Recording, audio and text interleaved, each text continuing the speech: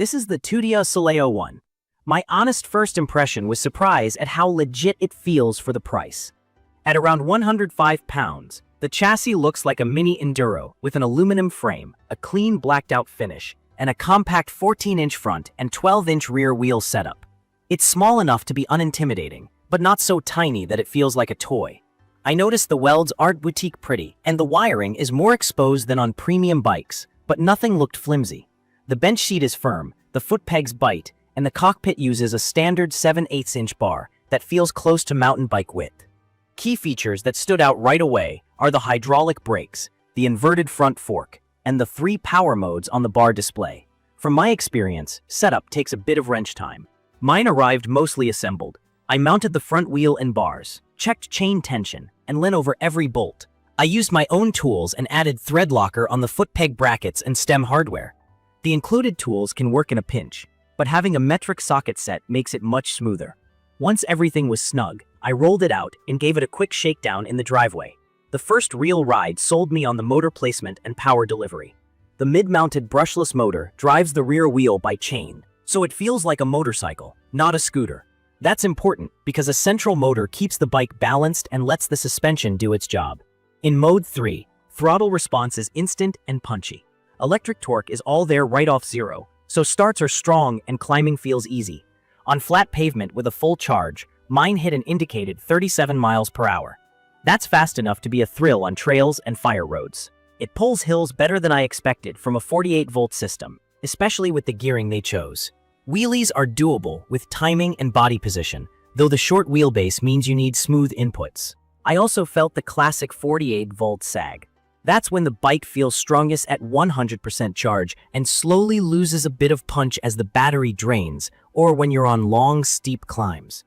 Not a deal breaker, just something to understand. In my opinion, the 3 modes help a lot here. Mode 1 chills the bike out to neighborhood-friendly speeds. Mode 2 is a nice trail pace, and Mode 3 lets it rip.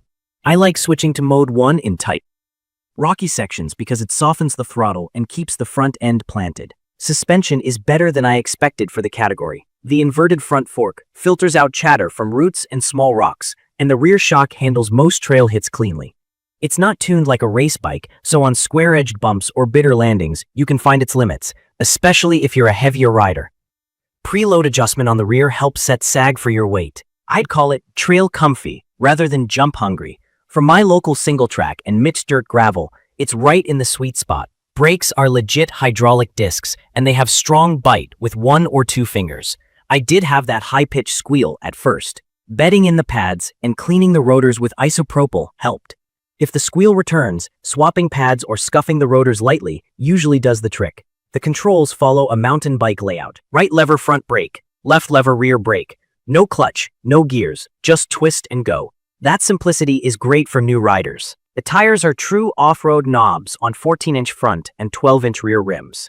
On dirt, they hook well and help the bike carve quickly.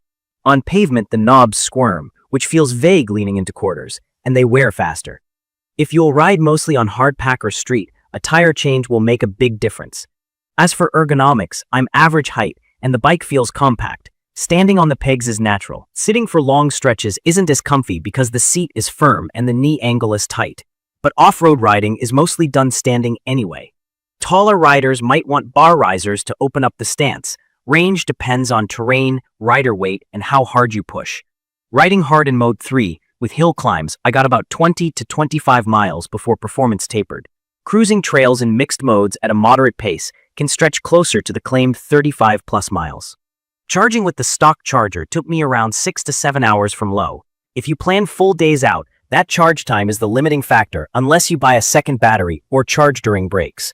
I ran into a few quirks. The display is easy to read in shade, but gets glare in bright sun. I added a small screen film to cut reflections. My foot peg bracket took a slight bend after a low-speed tip-over, so I now check those fasteners regularly. I also had a charger that wouldn't light up. Support got me a replacement, but the reply took a couple days. That's part of the direct-to-consumer trade-off. The price is sharp, but you'll want to be comfortable with basic maintenance and occasional troubleshooting. Waterproofing your connectors with dielectric grease and tidying the cable routing is worth the time if you ride wet or muddy trails. The sound is one of my favorite parts. There's a soft electric whine and chain noise, but it's quiet enough that I can hear tires crunching and suspension working.